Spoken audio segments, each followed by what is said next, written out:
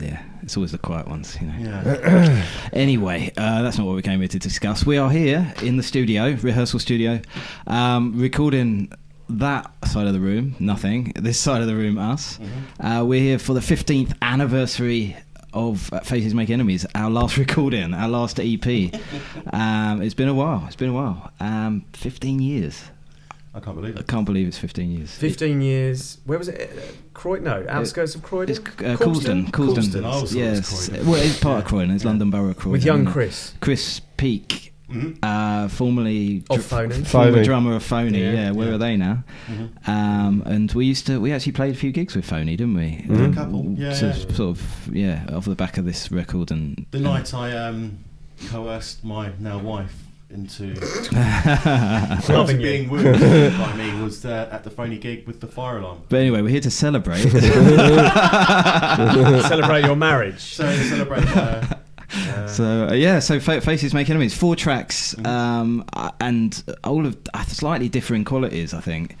We got shit. 2 tracks that are really strong on the EP, in my opinion, like the opening track, 1,000 Days, and Faces Make Enemies, the title track. And then the other 2 tracks are strong tracks, but not mixed as well. I mean, Right. for Did me, you run out of time? No, they were done over 2 different sessions. we did 2 weekends, didn't Yeah. we? And they were always the secondary tracks, so they were the 2 we really wanted to get done. And then, And also, I think because obviously we went into his studio and the kit was set up to record those 2 tracks, and then we left the studio and came back a couple of weeks later, and the sound was completely different. I do remember in the studio there was Earthtone 9's amps were in there. Do you remember that? And we used Earthtone. I used Earthtone 9's amps. Who's that? They were like British metal bands, Oh, really? Earthtone 9, yeah. So we used their equipment because they rehearsed there or recorded there with Chris. So yeah, instead of using, I mean, I certainly used their amp. I don't know. I used a lot of their drums. Yeah, didn't you use I used Phone's their kit? not all the kit. The snare I used because we had a Pacol snare, didn't we? It's really crisp, especially on Faces. Well, the drums. I mean, we'll listen to the tracks in a minute and go through them. But the drums, the really snare clear. is really tight. Crisp, Yeah, the drums really do sound crisp. good. Really tight. Probably down to the drummer. Well, definitely. I a mean, little bit. one take Chazzy though, like Yeah, always, just goes in one take. I do my homework. Do your homework? So that was the first time we used Pro Tools. Yes. So the first time we did proper digital. Was it? It was. It was the first we used time. digital recording. Yeah, because we took a reasoning. I didn't like the drum and bass bit. Yeah. So much early quicker. MIDI and like, I mean, trying to figure that out was difficult. We just recorded. We just pressed play, didn't we? At the end of it, we just We did a lot of cut and paste, but Chris drew the line at auto-tune. He said he didn't have it. He made me sing and sing and sing and sing and sing, and I hated it because it was just like doing the vocals over and over. And those songs were like really practicing. Those songs were really hard to sing anyway. There's a lot. Really hard, and like he was like, no, we're not going to use auto-tune. I haven't got it. I think he did have it. He was just a bit of a, if you can't sing, you shouldn't be singing. And it was hard work doing the vocals. I remember we spent a lot of time on the vocals. I remember falling asleep on the floor. Yes. It was a nice room. The studio was really good. Nice. It was in the back of his house, wasn't it, or something? Yeah. It was really good. Good sounding. And his band, really good. I've got their record. I've still got their. I've still got their CD. Lost. I still listen to it. LOS. I don't think they I ever had were it. really good. Him and his girlfriend and a drummer. Yeah. No, we never remember the drummers' names. It's best not to bother.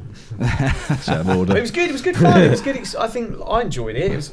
Yeah, it was good. First time we ever used Pro Tools, so we had the ability to cut and paste, which we hadn't done with Mark when we'd recorded with Mark. Yeah, Evans, it was which recorded all analog, yeah. which was like everyone around the desk. To that. It takes a long time. Yeah, and it was quicker doing it this way. Although we still managed to burn time mucking about with silly things that we don't really do now with Matt, which is. I mean, nice. the process is so much different now. I mean, for anyone watching this that doesn't know, we've got a new single coming out soon. We've got a new album in the works, but the recording process is so much more fun and easy now. Working with Matt Catlow at his studio in Soho than it ever was before. It was always, even though it was fun and it was enjoyable. It was such a sapping experience. I think Keith's hit it on the head there. Like, intense is the word I describe. Like, we'd go in and we'd be all excited, and there would be a lot of energy, and we were so excited about the process of what we'd come out with.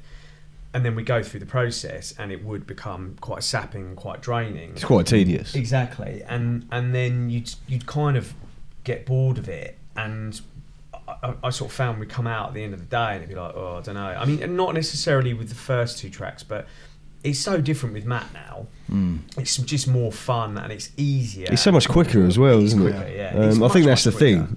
We're also not recording, the way we do it now is not necessarily how we play live, because we haven't played these tracks live, have we? So we're recording as if we're in a studio recording to put the layers down and stuff. That's and it. We're ready as well when we go in the studio. Record how you'd play it live. I mean, you're definitely like when we recorded the Little Dead for the new record. We haven't played it since. We recorded it, finished, done. Yeah. In fact, if we ever go and tour or play a gig with those songs, we've got to come in and learn them again. Well, yeah. But we did play that for the best part of a year. We did. And took it apart and then went, oh, this doesn't work, and let's do this. I don't remember what version we were on. I don't remember the chords. Final. But then we've got it all on our phones. Yeah. You know, you listen to it a few times. Yeah. Coming in, we'd probably smash it out. We'd pick it up, yeah. Pretty quick. After 15 years, we came back and started playing Faces Make Enemies and pretty much smashed it first hit. Yeah, it's kind of embedded in us. Yeah. Should we go through the songs then? Yeah, so track 1 on the 4-track EP is 1,000 Days. And this was a Ben song. To be honest, it's actually my favourite out of the 4. That's why it's called 1,000 Days, because that's how long it takes us now to write our song. It was foreshadowing. This song was so quick, and I know exactly where I was when I wrote the song. So it was when Keith and I lived together in Keith's Pond Cottage. It was 2003. Were you on the shitter? No.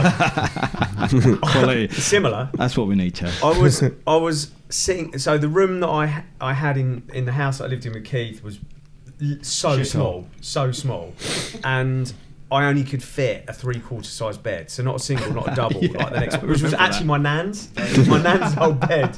And I remember like sitting at the end of the bed. You smell a talcum powder. With a Star Wars DVD. The smell of imperial leather and blue rinse. Nice. And I remember I had a tartan duvet and matching curtains, because I just moved out of home as well. So I'd taken all the stuff that I had at home and not bought new stuff. And I remember I had it was the riff, that it was that, and I thought, right, and I sat with the guitar, turned it into chords, I guess, and then I could hear Chaz's drums, I could hear the like punctuating that, and it just came really quickly, and the melody was just in the chorus was just there straight away, and it was probably like the easiest song I've ever written, because it just all flows really well, that so song easily. I like playing that song. It's for the record, the song I hated playing the most. Oh, really? Because it's so fast. It is quite a fast song. Because I had to do that weird thing of missing out the middle note on a power chord, and it just shredded my little finger every time. By the end of that song, my fingers were throbbing. I really like that song. I like that song. I was really proud of that, and I remember when we recorded it, and it sounded really, really good. And I think Chris was quite into it. And it's obviously a pop song. It's very catchy. Very poppy, and I remember like my then girlfriend at the time, who JB, wasn't really into the band, or couldn't really understand like why we did what we did, and wasn't into the music enough. And I played her that song, and I remember she said, "You sound like a proper band. It sounds like something that would be on the radio," because it did sound really good. I remember you coming in and saying, I played it to my dad. He says that's a single. Yeah, he's had a lot of experience, hasn't he, your dad? Your dad's, Right, he's John big rocker. Should we listen to it then? Yeah. Stick on.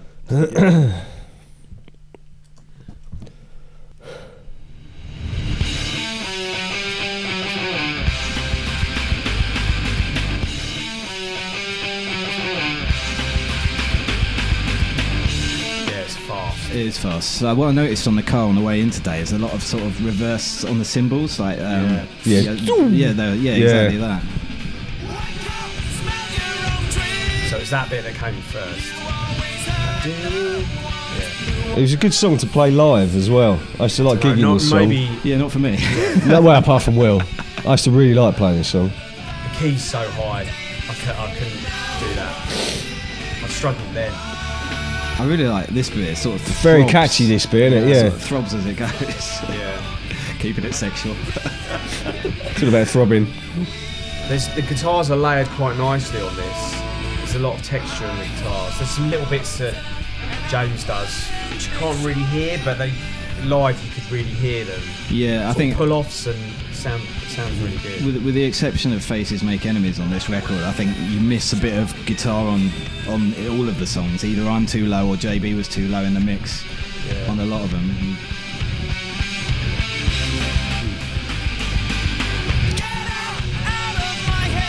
Had a different beginning, didn't it? Chris was very into Brand New, and he wanted us to replicate that Brand New song. But we cut it out, didn't we? The version I've got of this has got it on though. Oh really? Yeah. And James played the bass on it.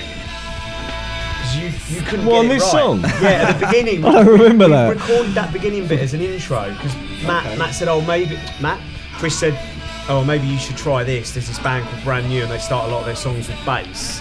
And then I don't remember that at all. We played it. You were asleep on the floor. I think you were just so tired you'd given up. So James. Brilliant. I like this bit. Yeah, this middle eight is really good. Yeah. I think the riff's good as well.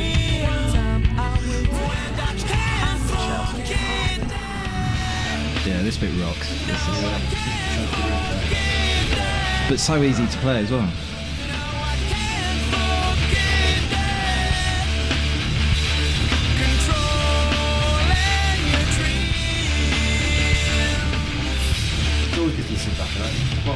I like this song.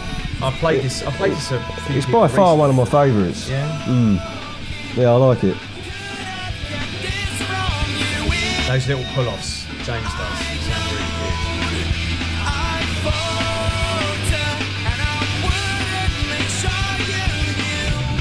A lot of work on the drums. Yeah. Oh, yeah, it's a hard song. Yeah, it's good though. Doing this and Faces one after another used to kill me. Too much. I don't know if I'm capable now. It's got a proper outro. Oh, straight to the next song. Yeah. Don't spoil it. Yeah. Too fast? Would you say that's too fast? What, 1,000 Days? Yeah. No, I don't. I think it needs to be that speed. Yeah, It's got a variety of tempos in it. So there's a lot of half time and double timing. And if it was slower, the half timing would sound pants, I think. Yeah, we definitely played it a lot faster then than we do now, and we were saying during the week actually over our messaging, like it's because we rehearsed every week. We were really tight. You're tight. Yeah. Those songs are tight. And I think Wednesday, every Wednesday. Yeah, someone would have to pick me up from the station, drop me back. Drop me back. Drive. Couldn't drive. Oh, you were right. Such a liability. What's the next one? Right, so next track is Last of the Great Poets. Which See, I should struggle with this song. You playing really it live. struggle? Yeah, really badly. Yeah. So I couldn't remember this until you sent it to me the other day. Yeah, which shocked me and appalled me. Because I can't remember the other two songs, but I know that they were your songs. Yeah, musically. Yeah. The guitar bits, and I think the bit of lead at the beginning, is that you or James? I can't remember, but I'll tell you when we listen to it. But I remember, I seem to remember that this one and the other one were musically you. Definitely, yeah. My influence, yeah. Yeah. Okay. All right, so we'll listen then. Yeah. So all the tracks bled into each other as well, yeah, didn't they? Through the EP. Keith did that, didn't he? Yeah. It's quite clever. Call it a pro. It's great unless you've got Sennheiser headphones and it goes beep. So this is thinner, production-wise. You can tell it's thinner. Yeah. This one, the last track. It's the guitars; they're very thin. I can't remember. Did we do the drums in one go, or did we do the drums and stuff separately? See, I think the drums are really clear in this track. Yeah, ever so good. The guitars are not good on this or the last track, really. Yeah, no, Ben said it's a bit thin, isn't it? The guitars are thinner. They are. I think the productions, the drums sound alright and the vocals sound alright, but it's the guitars. They're just. It's almost like we didn't track them. Well, I think JB's guitar is meatier on this song, and mine is just really piss thin, really thin. I can't tell who's who. So the higher bit is me. Right. It's got like a bit of a blues riff in there as well. Yeah. Who's playing that though? So the line is me. What the doing? This bit. No, JB did the. Did you do it at the beginning as well? Yes. Right. But you wrote that. Yeah. Right. Why is he playing it? Well, I can't play two guitars. Let us down, man. Oh no, It's not good enough. I don't know. So this is really emo. It is, yeah. Yeah, I was influenced It's at like the time. there's and we got so we just got too busy with the shouty, screamy effect that Chris. Like, it's just laid all over this song. Yeah. It's just too much. There, like, why is it there? Yeah. It's just too much. It's funny, isn't it? Yeah, you feel like you're really struggling to get those high notes. yeah. in. You always were though when we were gigging These it. songs are too hard to sing. It killed your voice, didn't it? But like, it's really catchy song. This. I mean, it's catchy, yeah. Fast. Yeah. Probably a little bit more straightforward than 1,000 Days in terms of the drums. Layout, yeah, Like, yeah. it's But again, there's still a lot of tempo changes in fast, it. though. Yeah. But again, really tight. Again, I really like the way the mid-late comes in on this song when we get to it. I think I like the chorus. Yeah. It's catchy. I like the vocal, you got the sort of real difference in the vocal. Like, If you did it again, just get rid of all of that shouting, screaming. It just doesn't need it. I just don't know why we put it in there. It was me as well. It's like, I should put it in there, put it in there. well, So it, was like every other of, it band. was of a time, wasn't it? But I really like this. It This ruins bit. the song. Yeah, this is When it like the mid-late this comes is in. good. It's Good like, The mid-late. reverse of the vocals, didn't they? Like that. Yeah, it's like It's like echo. Was it the reverse it and echo? There? Yeah. I like this bit as well where it stops. Yeah. I really like that bit. Yeah, I like that mid-late. it's really simple. And then this bit as well where it just strips down the guitar playing the line. Yeah. That was me shredding my fingers again because we always did that. Like, not quite a power chord.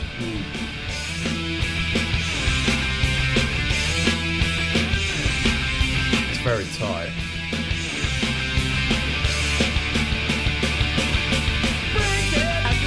Yeah. I think should have done the last one and just released the 3. I don't know, I think the last one has some merits. It's alright, the chorus is weak. That I just rushed it.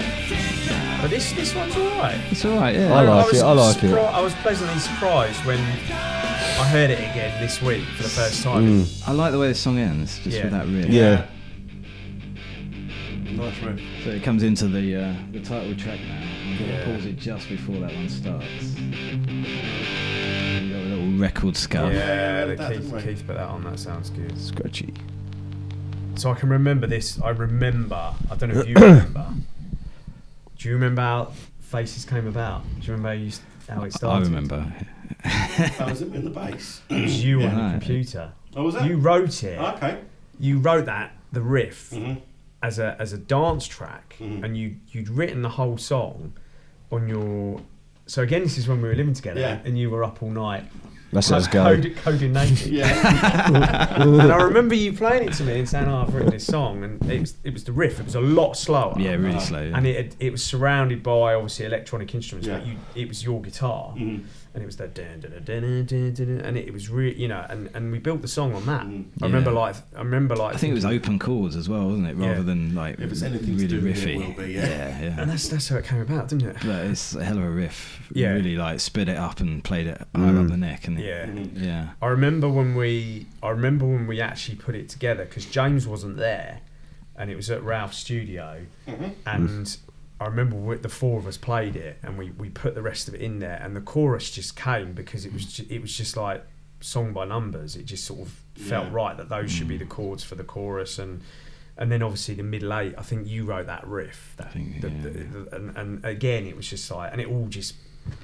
Yeah, I mean, technically, for me, like this is the most technical song we ever wrote at that time to play. I'm playing so many different parts, harmonics and line up the neck and riffs, but it was easy. Like, it wasn't hard. They weren't hard transitions because a lot of our songs it was hard to get from one place to another while we were playing it, especially live when Chaz speeds up a little bit. And that's true. Though.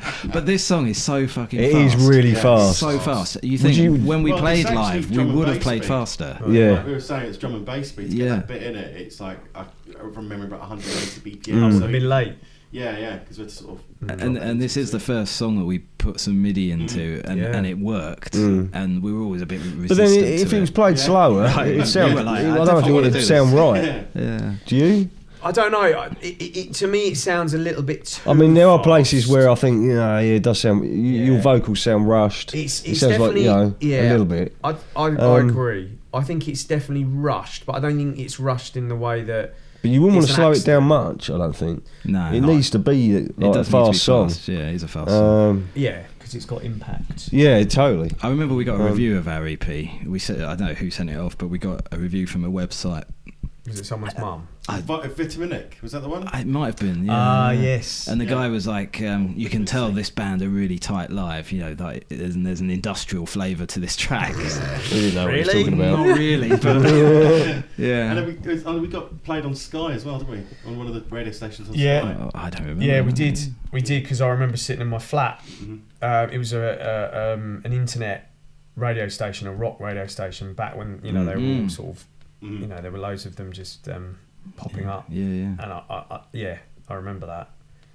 Should you ever listen? Yeah, let's put it on. It's like really thin. I love that beginning. Yeah, it's very good. Rough. It sort of sounds good. draws you into a full sense of security.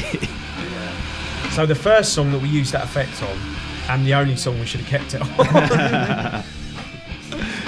But even on here, there's too much of it. It is a lot of screamy. In the middle eight. The thing is, we can never replicate it live either. No. I think this has also got I think there's a distortion on the bass. I think we did. The bass on this is great. The sliding. Yeah. It really flows Really with the good. drums as well. Your bass line on this song.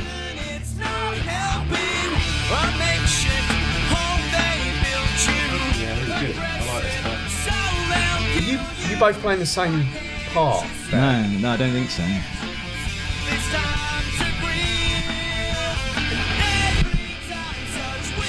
It's had a very. See, I don't think it sounds rushed yet. Do you? No, I don't think so. We played so much back then, we did so much that we played this fast anyway. Yeah. So it's not like. Plus, I was a lot younger. Yeah. It's not like we were rushed or anything then.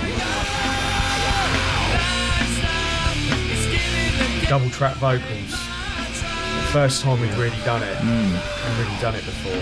Chris put a lot of that on this.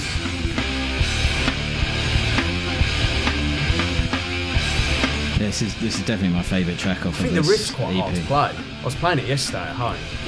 It is. Yeah. It's especially fast. It's so high up the neck as well. Yeah, the bass, I really like that. I mean, it's a fast song, but a lot of the bits are not actually fast. No, the first bit's not. It's just Yeah, what I'm playing on the harmonics is just really like paced. It's really just steady. jumps, doesn't it? It just bounces.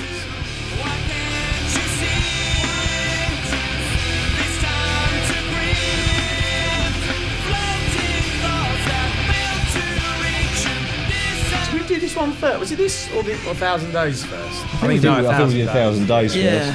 It's this second though. Yeah. Pretty sure.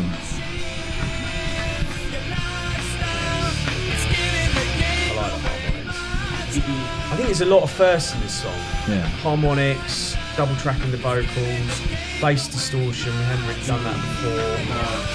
The vocal line is completely different to anything we ever did before. It's more of a loose rap. I'd say. Yeah, a little rap element to it. And I think it was. We'd written so many songs that were sort of. And played so many songs, particularly like before Will joined the band. The MIDI bit. Yeah. See, and this is new. We've never tried this. Yeah. I like this. That vocal. Yeah. That's you. That was me, yeah. I always felt I spoilt it. No, it sounds good. Because it felt like it put you off key on the second part. This doesn't need to be on there. The riff's strong enough on its own. Producer should have said no.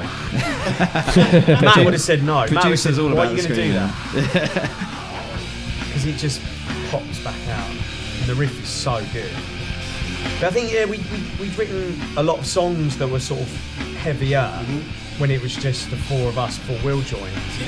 And then you came and we wrote this, and I think it was like the best heavier type song we wrote. Yeah. It all just worked really well. Yeah. I've always liked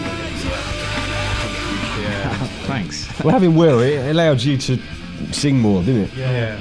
As well. Well, you weren't really In a playing key guitar. I couldn't sing. Yeah. You weren't really playing guitar at that time because JB had the extra. We had another guitarist, JB, who we keep talking about. But Yeah. No, good song. Proud of that song. Really It proud was, of that song. quality.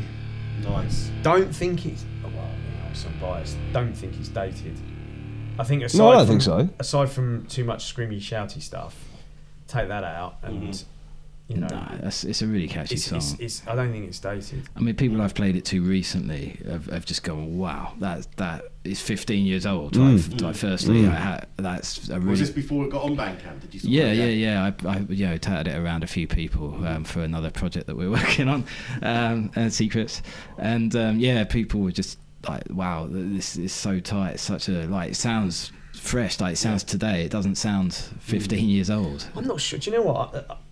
It's obviously a long time ago, but I'm not sure we pushed that song in people's faces enough. Well, to be fair, your focus was always on 1,000 Days. That was your song. You really liked that song, and I don't think you were as big a fan of Faces Make Enemies at the time. I don't think you disliked it, but you weren't. No, Chaz and I were all about it, definitely. Yeah. I probably like it more now than the other one. I think the other one's really good. I think the reason why I was so into the other one is because it was a pop song, and I thought, bear in mind we were like trying to get a record deal. The dream. I was just thinking, well, that's the pop song, isn't it? Yeah. That's the one that people will listen, and it will reach more people in terms of, it's more accessible. But actually, when I listen to them now, I think it's good, but I think that one's better because I think that there's just so much in that song, and it's just like I said, it's like a culmination of every single heavier type song that we tried to write, but never could get right, and then we came together and we wrote that, and it just all worked really, really well, and we're playing it again now. We're starting to play it again now, and looking at how we could potentially improve it and make it better, and put it on the record, because it is, like you say, it hasn't. It's worth keeping, definitely. It's I think we all it's one to be proud of. All agreed on that. We shouldn't dwell in the past, but that's such a good song. And you sat in your bedroom at like 2:00 in the morning and wrote that riff. Yeah, exactly. Yeah. No, I wish I had more time to do music like that at 2:00 in the morning. Well, that's obviously your best time. Yeah. But the thing is, it's funny you say that, but musically, I only really write music at night. So I don't very, very rarely do it during the daytime. There has been a study on this. It's something to do with the endorphins in the brain. It promotes a creative process. Like a lot of musicians do work at night for that reason. That's when it flows better. Metropolis are 24/7. They are, and that Andy said the amount of acts they have in there at night, especially the rappers. That's the rappers tend to go through the night. But he said, there's always people in there. It always feels weird to me when I'm writing a riff and I can see daylight. Honestly, it's like one of those things, if I'm ever writing stuff, it's always at night time. And yet having children is so prohibitive. Like we really, really fucked ourselves up there, didn't we? It's just, the sooner we get them playing instruments, the better. I'm trying. Right, last track on the EP then is, I always get this wrong, it's melodramatic is an understatement. I always want to say isn't an understatement for some reason. I thought Did you write the title for this? Yeah. Was it a 4-word win on Scrabble or something? It was that again, that kind of era though, wasn't it? The damage is done. I did say that to you the other I'm quitting day. the band after this. I said that to you on WhatsApp the other day. Yeah, no, that's fair. That's fair. I think there's a lot of nice things in this. This song is a disappointment to me because we were in it. It was rushed and the chorus is weak, and there's so many good things about this song that it's almost like you want to rewrite it. Because it could have been a really good song. Well, I got confused, but this is actually the song I was reworking as sort of an acoustic song, much slower, and you could do a lot with it. I don't think we need to go back to it, but I think it might be something for fun we do at some point. But anyway, let's give it a listen. Yeah, go on. Yeah, so that is. I don't mind that riff. I think it's good. I think it's bright and catchy. I really like that. And there's some good guitar interplay. The music is good. it's just a little bit basic vocally and melodically. And again, you can feel like you're pushing your voice to heights it shouldn't really go to. But I like this. James, I like this bit. James is in that bit? Yeah. Yeah, James's vocals. Yeah. There's a little bit of cool response on that. See, I really like this bit. This is catchy. But again, you can only really there's hear parts one of the song that I really like on this one. What do you like? I really like this bit. What bit though? All of it. I just think it flows really, really well. Do you not think like this? No, I think the vocals are really good. Yeah. I think they're weak. On this bit, I think it sounds really I good. like this. This is my ode to the Pixies. It's really good. So Where Is My Mind before it was in the film. It made it popular. The middle eight is good. The riff in the middle eight is really good. I think musically this song is great. I just vocally it's not like that. I'm surprised you think it. Yeah, that part. I think it's good. I mean, there's parts that I don't. What don't you like? What bit like the rest of it. Yeah. You don't like the verses. It's not that I don't like it, but I think you're straining too hard. Yeah. Like you're struggling. Yeah, it's too high. I do like the muted guitars. I like this bit. It's fine. There's some JB's. Please tell me, did you hear pinch that? harmonics in there. You've got to get a little bit of schlock in there. I just think it's basic. There's nothing wrong with it. There's nothing wrong with basic. I think I could do a better job on it. I don't think you need to change it musically because I think it's good musically. I think it's just the melody and the vocals are very, very simple. This is good. Yeah, alright, that's good. Yeah. And the bounce, which isn't coming out. It isn't coming out. One speaker. That is really good. We'll fix that in the edit. Yeah. That took ages to do. I remember that. It took a long time to get the... Yeah, the riff's good, the vocals are...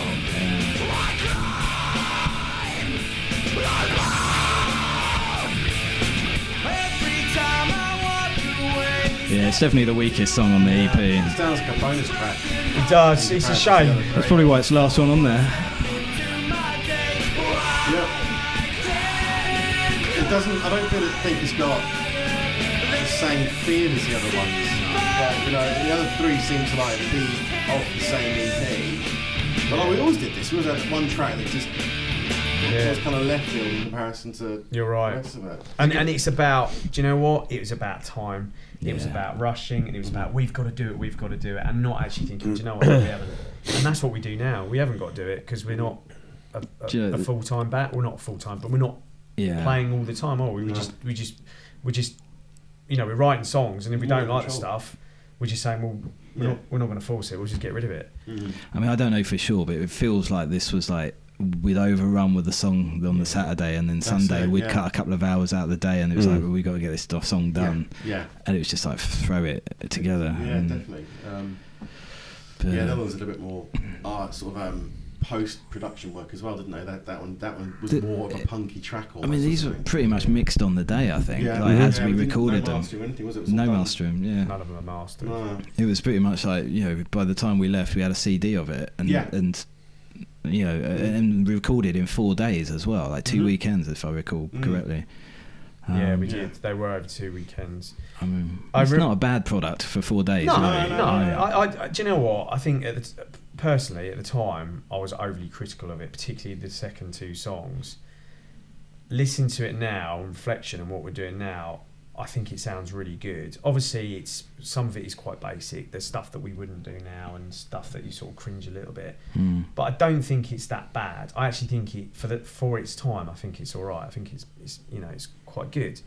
And considering how we did it, as you say, like 2 weekends, and what we had to achieve. Whereas now, we go in with Matt and we do a song in a day.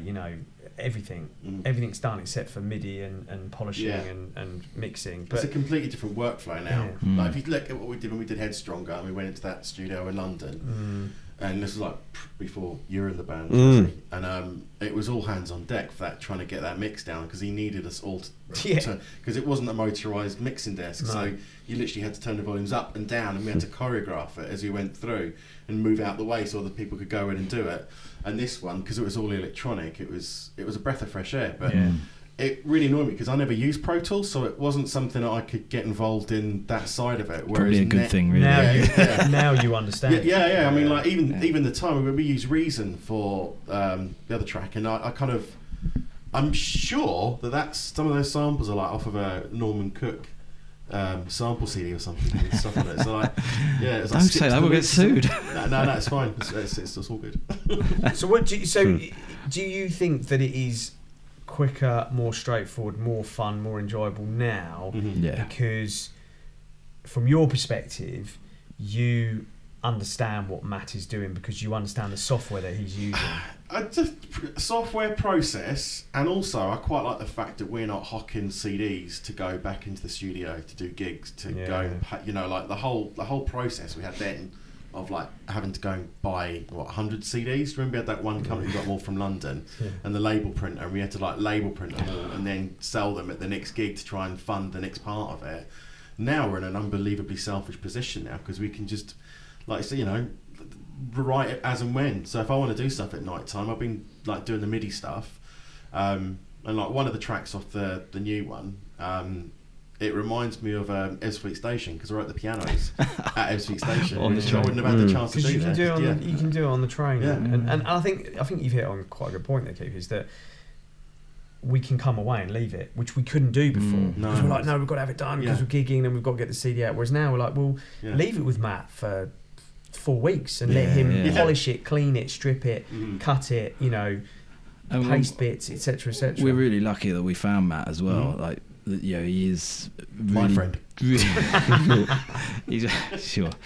really diligent, and the thing is, like, he will just keep working on it. Even if you tell him to stop, he will keep working on it, and he just wants to produce the best product that he can.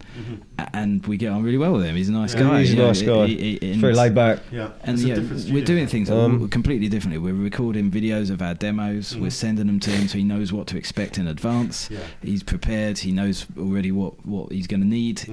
What tools he's going to need. What mics he's going to need. What we're looking for. And I think that speeds up the process as well, doesn't it? Yeah, definitely. Well, like, if you look at Chazzy, like when we did these, it was 8 hours of getting the drums set up, wasn't it? Do you remember? Which is like when we did the first track, The Little Dead in London, I was still parking the car. Fucking finished and I was like, I mess about. Hours. I was like, I've got loads of time. I'll go and find a parking space. But like I said, it's being able to go away and practice in your own time. So when you're going into the studio, you're there. It's almost it's there. I mean, literally, I think the drums were like 10 minutes. Yeah. And I've been thinking, because it is like that with Matt, because you've done it twice now. It's almost like you need to learn another instrument. So you can contribute something else. Sing, you're just sitting there going, sitting there for the rest of the day. That's right. I'm just going to sleep.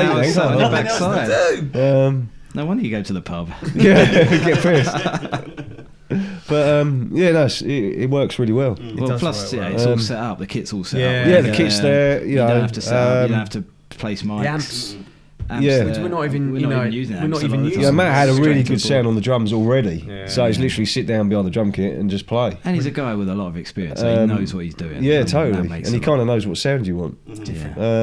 It's a different ballpark. We're using different techniques as well. You think about the guitars, it's obvious stuff that people have been doing for years, but we didn't do it because we were like, no, sound like we do live. That was two Marshall amps, guitars playing the same thing, just layer the tracks. We're not doing that anymore. We use different pedals, different sounds, and actually, I think the last song, there's just maybe like 1 or 2 tracks of guitars, like maybe 2 rhythm tracks, 1 lead, and that's it, with different different sounds, different effects, and it creates a bigger sound. But it's stuff that people have been doing for years, but we were just naive and whatever. But cool. There we are, right. So trip down memory lane. That's a trip down memory lane. That's Faces Make Enemies, a 4-track EP, available now on hedstrong.bandcamp.com. Free download, though you can pay if you wish. Somebody has, which is great. So we can buy a cup of tea now and share it. Share it. But also that's where you're going to find a new song as well. We're going to have a new single out on Bandcamp, exclusively to Bandcamp, at the end of this month, and then it will roll out to all the streaming platforms and everywhere you can listen to your music for free or part of your subscription thereafter. So keep an eye out. New single coming up, 2 tracks. We're incredibly proud. It's very different to what not very different, but there are different elements to it again. Things that we've thrown in that we have never done before, and there's more to come. So stay tuned. Don't forget to like and share the video, and share this with the people that would have maybe seen us back in the day. So we actually have a Twitter. 4 people know about it, but we do have a Twitter. We the only 4 that know about it. I'm really doing my best to post stuff on it, but it feels just like, what's the point? Thoughts and prayers. Well, when the songs come out, we can. But you'll find us on Instagram, Facebook, and Twitter. And YouTube. That's it, we're out. Once we get the login. Cool. That's it. Hed-Strong out.